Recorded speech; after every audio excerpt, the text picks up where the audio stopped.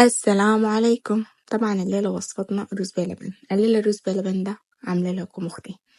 طبعا أختي عندها قصص مع الرز بلبن، فبنت تعمل رز بلبن معناها في حاجة حاصلة. يعني أول مرة أنا عندي بيبي، أول مرة لما طلعت له أسنان عملت لنا رز بلبن. تاني لما أول مرة يمشي عملت لنا رز بلبن. في الليلة عندها قصة مع الرز بلبن، يمكن المرة دي الحاجة بتخصها هي ما بتخصنا نحن. فالمهم الليلة هي هتعمل لنا رز بلبن على طريقتها. فإحنا حنيجي نشوف طريقتها عبارة عن شنو، نشوف عملت شنو. يلا نشوف الحاصل. عملت لها كوباية شاي ولعت لها بخور، وهنا بدأت الوصفة. قشطة، عود قرفة، كوب كامل من حليب البودرة، ربع كوباية سكر، كوبايتين حليب، وكوباية ونص من الرز.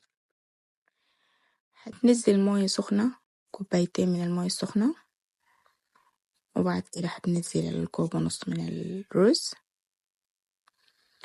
وهي كبت رشة ملح بس ما صورتها. بعد كده نزلت عودين من القرفة فخلته يتسلق عادي يعني. بعد كده نزلت الكوبين من الحليب والكوب من البودرة وربع كوباية سكر. بعد كده حركتهم مع بعض هتخليهم يغلوا شوية في النار. طبعا زي ما بقولوا في وصفات كتير الرز بلبن ويزول عنده طريقته ووصفته، فهي دي وصفته. يلا كمان هتكون فيه علبتين قشطة.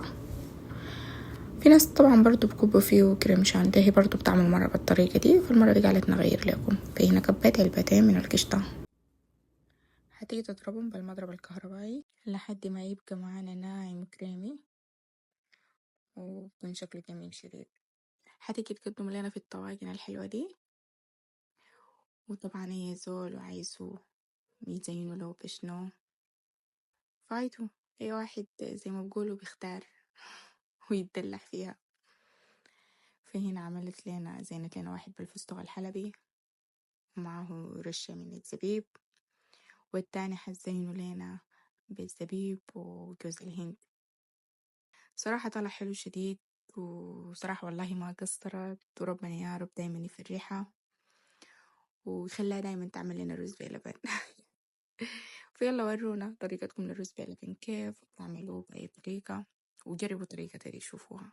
وصراحة طريقتها حلوة شديد، وحتى للناس اللي ما بتحب طعم الرز في حد ذاته الرز بلبن، فصراحة هي يعني النكهة غير ما كأنه رز بلبن. فجربوها ورونا رأيكم شنو. إن شاء الله دايما نعمل لكم الرز بلبن، دايما تكون مبسوطة يا رب، وانتظروها في وصفات كتيرة عندنا هنا في القناة. يلا باي، في أمان الله.